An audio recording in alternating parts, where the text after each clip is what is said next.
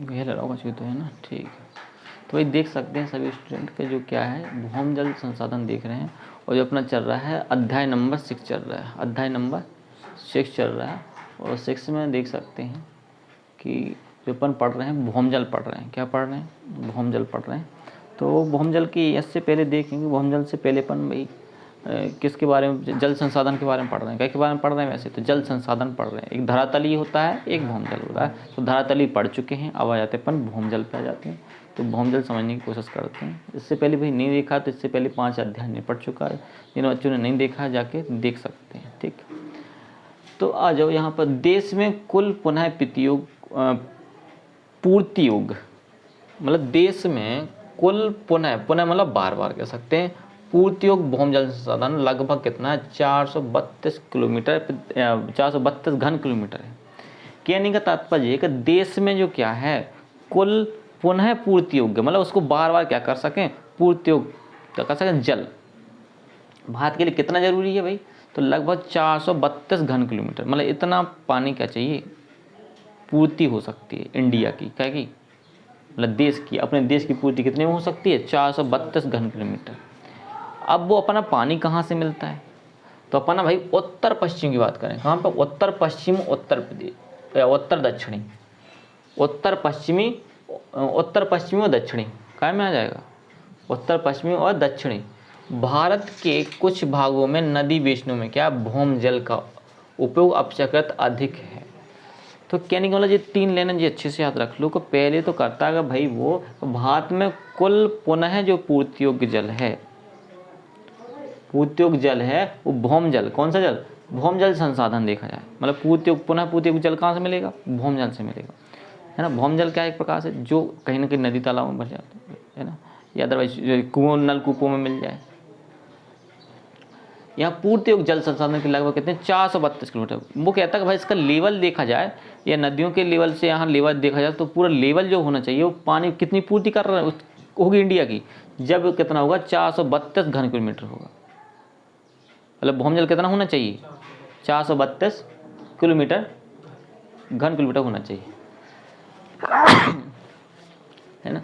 तो उत्तर पश्चिम में कहाँ पर, उत्तर पश्चिमी की बात करें तो उत्तर पश्चिमी प्रदेश में दक्षिण, उत्तर पश्चिम में कौन आएगा, पंजाब आ जाएगा, हरियाणा आ जाएगा, है ना, राजस्थान आ जाएगा।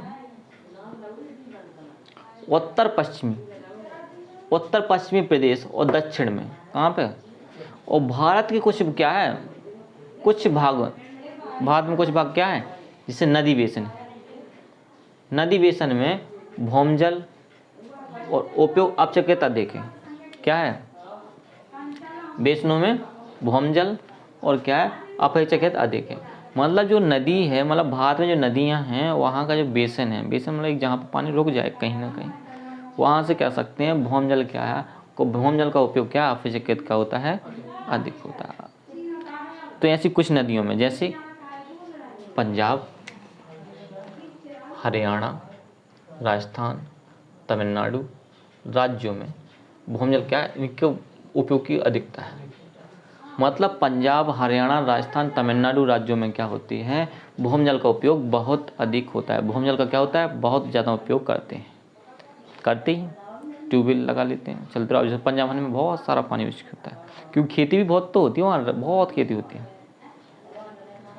लेकिन वो कहते हैं, लेकिन आप सबसे ज़्यादा पूछे कि भौम जल का उपयोग कहाँ होता है, तो इन राज्यों में होता है, पंजाब, हरियाणा और राजस्थान और तमिलनाडु राज्यों में क्या होता है, भौम जल का उपयोग बहुत अधिक किया जा रहा है।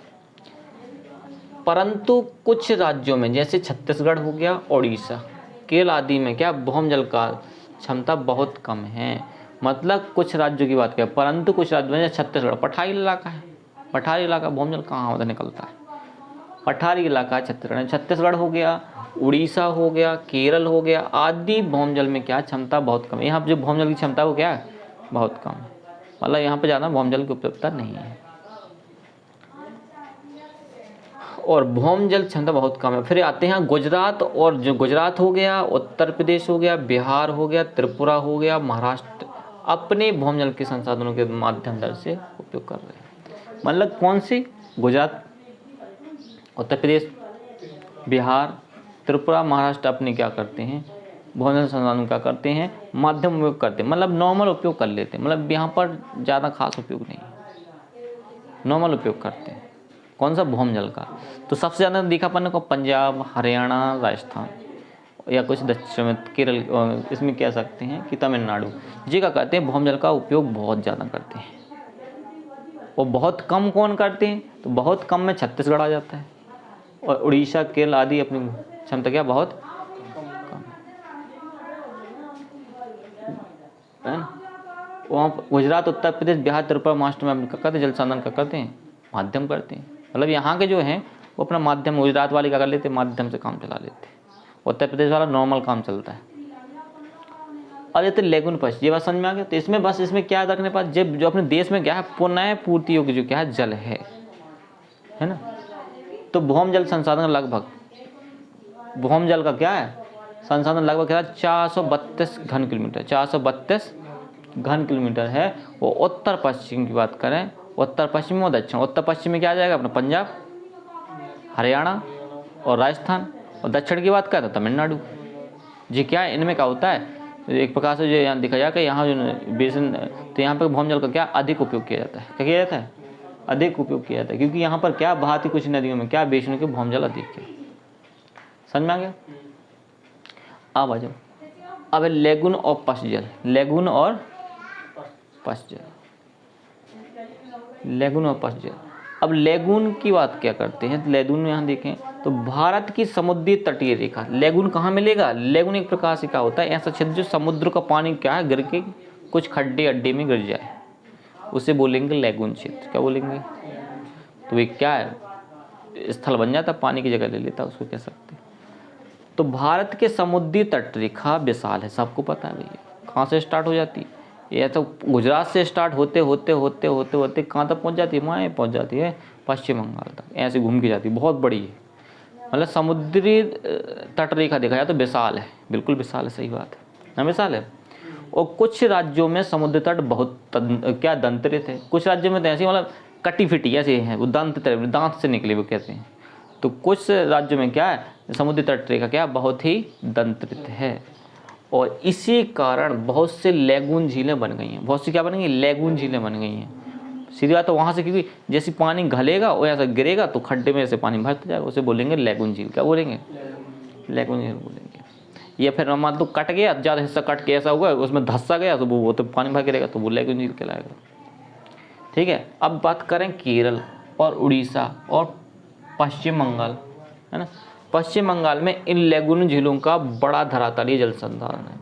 मतलब केरल चले जाओ, उड़ीसा चले जाओ, पश्चिम बंगाल, इनमें क्या मिलेगा, बड़ा धरातल का मिलेगा, जल संसाधन का मिलेगा। मतलब यहाँ मतलब जो धरती है वहाँ सब जल से भरी होगी।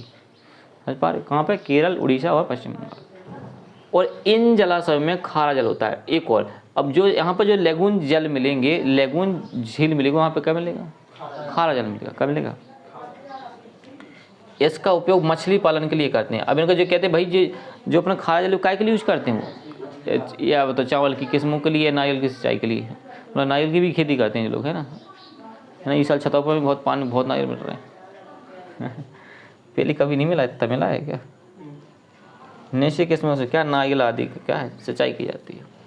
तो क्या समझ में आता है इसमें, ये समझ में आता है कि यदि भारत की समुद्री तट रेखा देखी जाए तो बहुत विशाल है भाई। क्या है, बहुत विशाल है। और कुछ राज्यों में तो इतनी है कि इसमें क्या कुछ दंतरित है, जो समुद्री तट है वो क्या है, दंतरित है, जिसकी वजह से क्या है, लेगून झीलें बन गई। जिसकी वजह से क्या बन गई, बहुत सारी लेगून झीलें बन गई हैं। जैसे केरल हो गया, उड़ीसा हो गया, और क्या हो गया, पश्चिम बंगाल हो गया। ठीक। और इनमें क्या है, खारा जल रहता है। इसमें देखो क्या लेगून झीलें वो बड़े धरातलीय जल बन गए। क्या है, बड़ा धरातलीय जल संसाधन बन गए। ठीक। और जलाशय में खारा जल होता है। जलाशय में क्या होता है, खारा जल होता है। और इसका उपयोग सिर्फ मछली पालन के लिए करते हैं, या चावल कुछ किस्मों के लिए करते हैं, या फिर काय के लिए करते हैं, नारियल की सिंचाई के लिए किया जाता है। तो ये बात समझ में आ गया भाई, बन जाएगा। ठीक है। तो देख सकते हैं पूरे क्वेश्चन में क्या याद रखना है। पहले वाले क्वेश्चन की बात करें तो देश में क्या है, पुनः पूर्ति और भारत में कितना क्या है, जल है। मतलब भूमि जल का संसाधन की बात करते हैं तो अपने कितना चाहिए, 432 घन किलोमीटर चाहिए।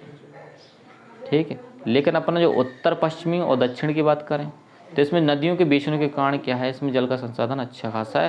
जैसे पंजाब चले जाओ, हरियाणा चले जाओ और राजस्थान चले जाओ और तमिलनाडु में, इसमें क्या है जो भूमजल का संसाधन का है वो बहुत ज़्यादा उपयोग करते हैं, बहुत अधिक क्या करते हैं, उपयोग करते हैं। लेकिन बहुत कम की बात करें, बहुत कम अपना कौन सा छत्तीसगढ़ है ना, ऐसे राज्यों में बहुत कम उपयोग करते हैं। उड़ीसा हुआ, केरल आदि क्या करते हैं, भूमजल का बहुत कम उपयोग करते हैं।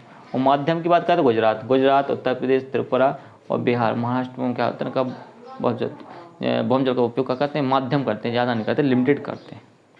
इसमें की बात करते हैं लैगून जल, तो इसमें देख सकते हैं भाई भारत की जो समुद्री तट रेखा वो क्या है, बहुत विशाल है। कुछ राज्यों की जो समुद्री तट है वो क्या है, दंतरित है। क्या है, दंतरित है। क्या है, दंतरित है। और दंतरित की वजह से देख सकते हैं कि इसमें क्या लैगून झीलों का है उत्पत्ति हो गई है। और देख सकते हैं केरल, उड़ीसा और पश्चिम बंगाल, केरल, उड़ीसा और पश्चिम बंगाल में देखा जाए तो क्या है, लैगून झीलों को क्या है, धरातलीय जल संसाधन बड़ा है या बहुत है ना, ये बोल सकते हैं। और जलाशयों में क्या होता है, खारा पानी होता है। इन जलाशयों में क्या होता है, खारा पानी होता है। और ये काय के लिए यूज किया जाता है, ये मछली पालन के लिए या चावल के कुछ किस्मों के लिए या अदरवाइज नारियल की सिंचाई के लिए किया जाता है। तो बस इतने में याद रख लेना और ये हो जाता है।